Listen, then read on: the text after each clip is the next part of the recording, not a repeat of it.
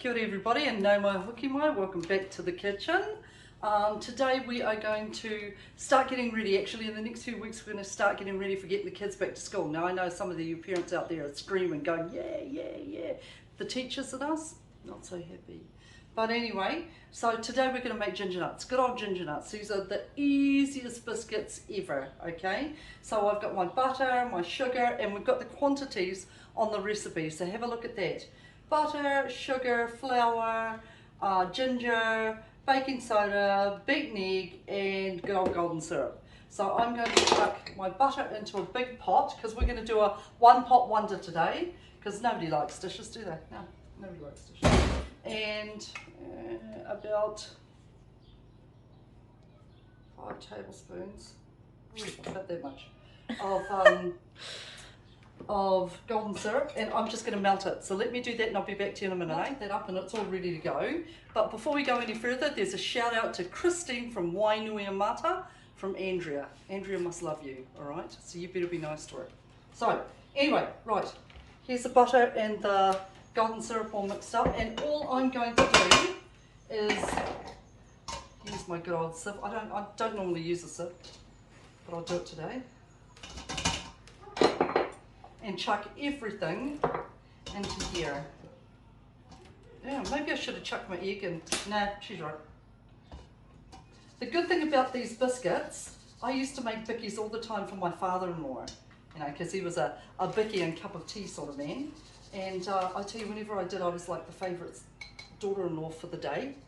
And I'd make him bickies so that he could then chuck them into the deep freeze. So, you know, I'd tell him just to pull out a couple so that he could thaw them in the morning, and he could have them in the afternoon with his lunch, you know, and a cup of tea. And then the rest of them could stay in the deep freeze. So this is a really good thing about this recipe, is you don't have to put them in your tins and your kids won't eat them, or your husband, just throwing that out there, okay?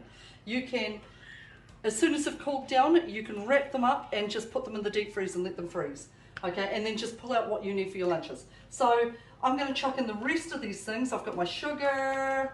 The recipe called for 1.5 cups, but we're going to make ourselves feel a little bit better and only do 1 cup, okay? Should be fine.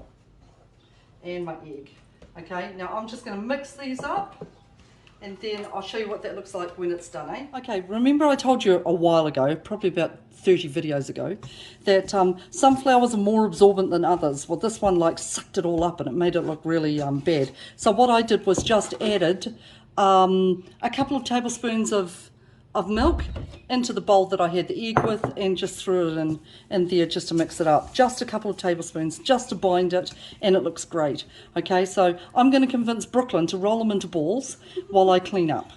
Okay, see you soon. Dishes are done, they just need to be dried. Brooklyn has lovingly rolled these into balls and squished them down a little bit. Give them a little bit of space because they'll probably end up by spreading a bit, and that's okay. And I'm going to put them in the oven. I've already heated the oven at 180 degrees. You're not surprised, eh? 180 degrees works for everything.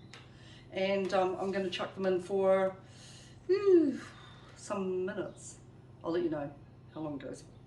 See you soon. Okay, the biscuits have come out of the oven. Okay, ugly as, but they'll taste great. Okay, it won't matter. And don't forget, like I said, you can freeze them. So really, really versatile. Kids won't even know that they're in the blooming deep freeze. That took 12 minutes to cook those, and we made just under 36. So yeah, so that's a reasonable, easy recipe that you can make for preparing for lunches. So in the next couple of weeks we'll do a couple of other videos on muffins and cheese puffs and things like that that you can chuck into the kids' lunch boxes. Just a reminder before we go that things are amping up here with COVID in New Zealand, and then we're just waiting for that next strain to sort of take over and do its thing. So, you know, don't forget to start preparing now for what that might look like. Do you need more paracetamol? Do you need more canned food? Things that might be easy to cook just in case some of your whānau get sick. Anyway, I hope you guys are well. Hope you guys are safe, and we shall see you very soon when we do another video. Ka kite anō. Boop.